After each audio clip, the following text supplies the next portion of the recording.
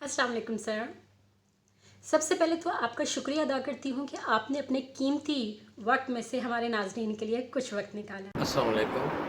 हम आगाज़ करते हैं। मेरे जहन में बहुत से सवालात हैं और मैं जानती हूँ कि आज आप गोट फार्मिंग से मुतालिक बहुत ही कामयाब और वैल्यूएबल टिप्स देने वाले हैं हमारे नाज़रीन को। लेकिन इस वक्त मेरे जहन में जो सवाल सबसे ज़्यादा मचल रहा है वो ये है कि क्या इलेक्ट्रिकल इंजीनियरिंग और गोट फार्मिंग में कोई ताल्लुक़ है। आखिर गोट फार्मिंग ही क्यों, पढ़े लिखे लोग तो मैं नहीं समझती हूँ कि इस चीज़ को अपने लिए काबिल इज़्ज़त भी समझते हैं आजकल। तो आपके ज़हन में किसी और बिज़नेस का ख्याल क्यों नहीं आया, गोट फार्मिंग ही क्यों? मेरी स्टडीज़ इलेक्ट्रिकल में थी, इंजीनियरिंग में। तो एज़ ए जॉब तो मैंने फिर वही जॉब की है। तो लेकिन जब मैं 15 इयर्स सर्विंग के बाद जब अबॉर्ड से वापस आया तो कोई ना कोई बिज़नेस स्टार्ट करना था। तो मैंने बेहतर समझा कि कोई ऐसा बिज़नेस सर्च किया जाए जिसमें ना एक स्पेस हो, रूम हो एक, जो आज आप छोटे लेवल से कर रहे हैं ना तो उसके ऊपर पीक पे जाने का हो।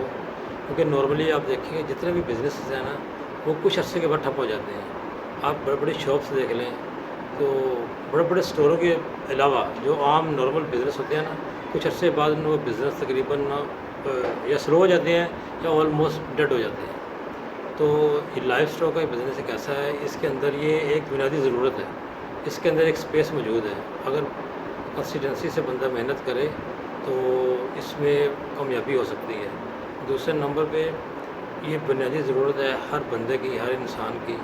तो मीट है, डेयरी है, बड़े बड़े डेयरी फार्म बने हुए हैं, लोगों ने बनाए हुए हैं बहुत बड़े बड़े। चौधरी ए अजीज़ हसन साहब पेशे के एतबार से हैं इलेक्ट्रिकल इंजीनियर और सऊदी अरब जैसे मुल्क में 15 साल सर्व कर चुके हैं। अब पाकिस्तान में आने के बाद उन्होंने गोट फार्मिंग को सिलेक्ट किया। इससे आप अंदाज़ा लगा सकते हैं कि गोट फार्मिंग एक सक्सेसफुल बिजनेस है। यह इस सिलसिले की पहली वीडियो है, बहुत छोटी सी बनाई है, जस्ट एक ओवरव्यू है। हम बनाएंगे डिटेल्ड वीडियो अगर आप हमसे सवालात पूछेंगे कि जो आप जानना चाहते हैं। हाँ, इस वीडियो में थोड़ा सा शोर है क्योंकि ये पहली वीडियो थी तो चौधरी साहब को और मुझे भी कुछ इतना अंदाज़ा नहीं हो सका। तो प्लीज़ शोर पे कंसंट्रेट मत कीजिएगा, कंटेंट पर जो वो कह रहे हैं उस पर कंसंट्रेट कीजिएगा। ओवर टू यू चौधरी साहब। बिज़नेस करना है तो फिर ज़ाहिर बात है कोई ऐसा बिज़नेस चूज़ करना पड़ेगा जो हम अलोन खुद से कर सकते हैं। क्योंकि हमने कंपनी तो कोई खोलनी नहीं, कंस्ट्रक्शन कंपनी वगैरह इस तरह होता है ना, वो तो हमने ऐसा बिज़नेस करना है जो हम उसके ऊपर स्ट्रगल करें, कुछ अर्से के बाद उसको हम एक अच्छा रूम बना सकें। क्या गोट फार्मिंग एक प्रॉफिटेबल बिजनेस है? अगर है तो किन लोगों को ये शुरू करना चाहिए और किन लोगों को इस बिज़नेस से दूर रहना चाहिए? जो लोग रातों रात अमीर बनना चाहते हैं, जिनको बिल्कुल भी समझ नहीं है और ना वो मेहनती हैं, हार्ड वर्किंग नहीं है वो, और इंस्पायर होते हैं दूसरे लोगों से और वो खुद के ऊपर अपना वो मॉडल अपनाना चाहते हैं, तो वो बिल्कुल मत करें इसको। वो लूज़ करेंगे, उसको कुछ गेन नहीं होगा। जो लोग मेहनती हैं वो सीखना चाहते हैं और कुछ बेसिक सीखने के बाद में इसको छोटे लेवल से स्टार्ट करते हैं और सब्र कर सकते हैं 2 ढाई साल 3 साल इसका रिज़ल्ट आने में, तो वो लोग तो कामयाब होंगे और बहुत अच्छे कामयाब होंगे।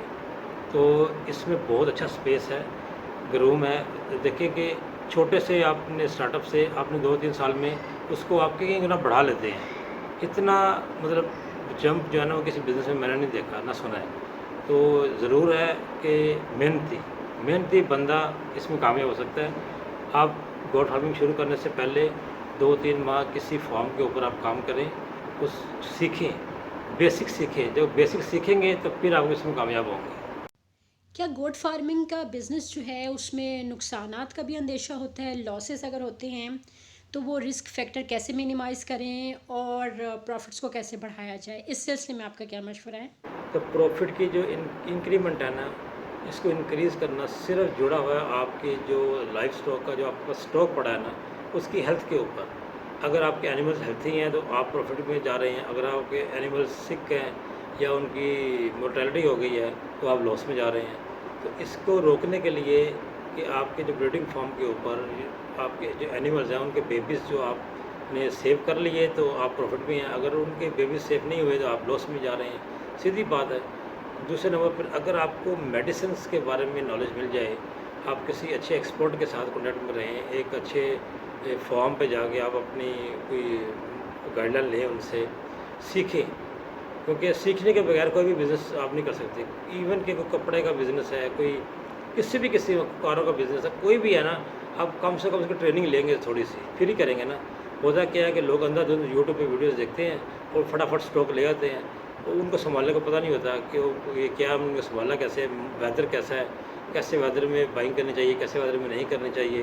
तो कैसा उनको हमने जो टेम्परेचर है वो प्रोवाइड करना है, उनको पता नहीं होता। तो नतीजा क्या निकलता है कि वो मोर्टेलिटी शुरू हो जाती है, फिर ऐसा वो दिल उनका चार्ट हो जाता है और वो सब काउंट ठप करके बैठ जाते हैं और कहते हैं कि इसमें कोई प्रॉफिट नहीं है। ऐसा नहीं है, आप प्रॉपर गाइडलाइन लें, सीखें, इसको सीखने के बाद इनकी मेडिकेशंस को सीखें, इनकी वैक्सीनेशन का सीखें, इनकी जो बीमारियां उनको पहचानें। इस तरह आहिस्ता आहिस्ता फिर आप ग्रूम करते हैं। फटाफट जो बड़े लेवल पे काम कर लिया और संभाल ना पाए, वो टोटल लॉस है। छोटे थोड़े से करें, 10 एनिमल्स ले लें, 20 ले लें, उनसे करें, उसके बाद आहिस्ता आहिस्ता आप उसको बढ़ाते जाइए, आपको समझ आती जाएगी। तो यही एक की है जो सक्सेस की है।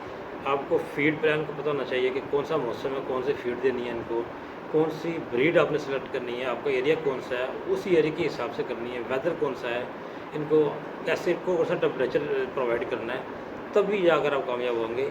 अदरवाइज़ ये आप लॉस कर जाएंगे। हम आपके लिए इन फ्यूचर बहुत बेहतर क्वालिटी की और बहुत बेहतर ज़बरदस्त मटेरियल यानी कंटेंट उसका बहुत ज़बरदस्त होगा जो हम वीडियोस लाएंगे, आपको फार्मिंग से रिलेटेड सब कुछ गाइड करेंगे ताकि आप बन जाएं फार्मिंग माफियाज़।